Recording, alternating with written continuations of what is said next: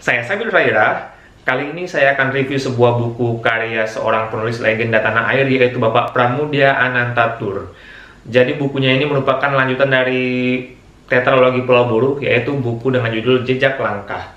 Jadi kalau kamu tahu, baru-baru ini ada sebuah film di layar lebar dengan judul Bumi Manusia, di mana film itu sebenarnya merupakan adaptasi dari seri pertama dari Tetralogi Pulau Buru dengan judul ya sama, Bumi Manusia. Jadi ini bukunya Bumi Manusia. Jadi nanti lanjutannya itu ada Anak Semua Bangsa, ada juga Jejak Langkah, kemudian ada buku Rumah Kaca. Yang Rumah Kaca saya belum baca dan belum review. Nah, sebelum saya lanjut, saya berusaha seminimal mungkin untuk tidak mengeluarkan spoiler, tapi mungkin masih akan ada spoiler yang bakalan terkeluar dari review kali ini. Jadi untuk kamu yang memang takut atau menghindari banget dengan spoiler dari cerita, ya mungkin nggak usah ditonton dulu sih reviewnya kali ini gitu. Sebelum saya lanjut, buku ini merupakan buku paling tebal dari Tetralogi Pulau Buru. Jadi ini 700-an halaman, tebal banget. Kalau yang lain-lain itu rasa-rasanya 500-an, 400-an halaman gitu ya. Jadi yang ini paling tebal dan memang ceritanya itu banyak gitu ya, banyak banget isinya karena tebal. Ceritanya sendiri berkisar tentang mungkin lebih kepada penggalian karakter karakter Mingke sendiri gitu. Jadi kalau di versi pertama itu dia lebih ke kayak penggalian cerita awal gitu kan. Di versi kedua memang lebih ke Mingke dan si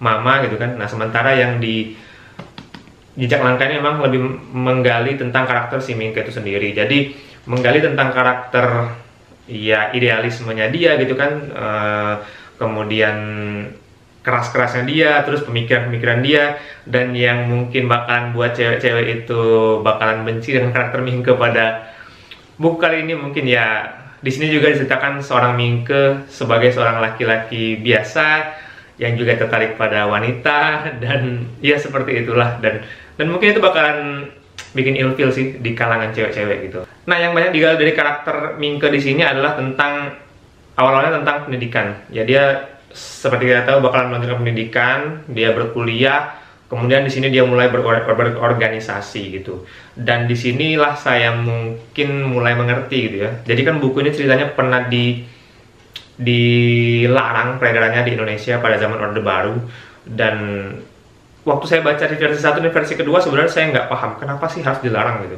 Jadi menurut saya biasa-biasa aja, tapi di sini mungkin memang kelihatan karena di sini Mingke memang sudah mulai menunjukkan tajinya untuk mendorong organisasi pada suatu bangsa yang saat itu masih dijajah oleh Belanda gitu kan. Jadi memang kelihatan di sini bagaimana Mingke itu mengeluarkan pikiran-pikirannya untuk berorganisasi dan bersatu untuk melawan pemerintahan yang zolim dan kejam gitu ya. Jadi seperti itu. Jadi itu sih di sini menggali tentang karakter itu. Nah, kemudian karena tadi saya udah bilang bahwa di sini bakalan menggali banyak tentang karakter Mingke, jadi saya terus terang banyak banget sih cukup jengkel dengan karakter Mingke. Jadi seperti kita ketahui, Mingke itu adalah karakter yang idealis, ya keras banget gitu kan, dan bahkan keras kepalanya itu memang nggak ketolongan gitu kan. Dan itu terbukti sih dari versi 1 dan versi 2 pun kelihatan karakter Mingke itu, walaupun memang dia sebenarnya anak yang cerdas gitu kan. Namun dia kadang-kadang nggak mau denger gitu kan nasihat-nasihat dari orang yang dia anggap ibaratnya nggak terpelajar gitu menurut dia gitu. Padahal banyak nasihat yang benar, dan ujung-ujungnya di seri ini ternyata dia memperbaiki hal itu. Jadi yang sebelumnya nasihat mereka tuh nggak dia dengar, di buku juga dengar, pada akhirnya dia mendengarkan nasihat itu, dan itu ternyata baik banget untuk kehidupan dia selanjutnya gitu. Nah, kemudian pada buku ini mungkin bagi teman-teman yang ingin mengetahui tentang banyak cerita dari si karakter lainnya seperti Mama dan segala macam, di buku ini sedikit-sedikit banget ada dibahas. Jadi benar-benar membahas tentang karakter si Mingke itu, dan di sini juga time skipnya itu cepat. Jadi di awal dia sekolah, tiba-tiba udah 5 tahun kemudian dia ceritanya berapa tahun kemudian, dan jadi cepat. Jadi di sini mungkin usianya mungkin udah hampir 30-an gitu kan. Dari awal sampai ke akhir, jadi bisa rentangnya 10 tahunan. Jadi itu panjang banget gitu. Nah, di bukunya juga kita nggak cuma dijejali oleh cerita-cerita fiksi. Jadi di sini juga sebenarnya ceritanya agak dicampur aduk dengan kondisi-kondisi yang sebenarnya real gitu kan. Jadi si Mingke ini kan ceritanya pada tahun 1900-an. Jadi di situ dimana banyak muncul organisasi-organisasi pertama yang didirikan oleh pribumi Indonesia. Nah, jadi nanti si Mingke ini jadi salah satu tokoh yang bakal ibaratnya merintis organisasi-organisasi terbesar yang pernah ada di Indonesia saat itu, di mana organisasi itu sendiri selanjutnya akan menggerakkan dan meningkatkan ibaratnya pendidikan kaum-kaum pribumi di Indonesia pada saat itu. Dan di buku ini juga kita mungkin bakalan banyak banget diajak untuk menggali tentang ideologi-ideologi kita dalam bernegara, di mana saat itu sebenarnya diskriminasi antar ras tuh beda banget. Orang Eropa dan orang pribumi itu dibedain banget. Dan di sini ya Minke itu mengeluarkan banyak ideologi dia terkait tentang kesetaraan, terkait dengan kesetaraan gender, kesetaraan ras, kesamaan orang di depan mata hukum dan segala macam. Jadi kita sebenarnya diajak menyelam tentang ideologi-ideologi yang ditanamkan oleh buku ini. Nah, yang paling saya salut dari bukunya adalah memang kemampuan dari si Pak Pramudia Anantatur sendiri. Jadi saya terus terang merasa bahwa pengetahuan dia ini kan buku dikarang udah lama banget, udah berpuluh tahun yang lalu lah gitu kan. Tapi pengetahuan yang dia sampaikan di dalam buku ini itu sebenarnya masih relevan banget dengan kondisi yang ada pada saat ini. Walaupun memang dikemas dengan kondisi pada zaman penjajahan di era Belanda dulu. Jadi seperti ya dia ngajarin kita filsafat juga sih, filsafat, terus ngarah-ngarah ke arah ideologi bernegara segala macam.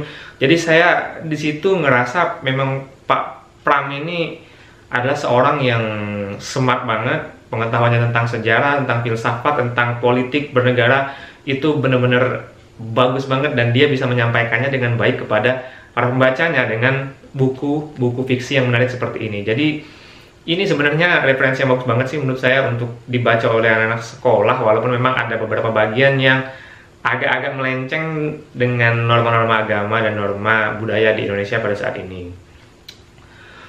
Buku ini sendiri sudah dapat rating 4,35 di goodreads.com, dan dia sudah di-rating oleh 5.000-an user. Jadi ya karena buku lokal kali ya. Jadi yang rating mungkin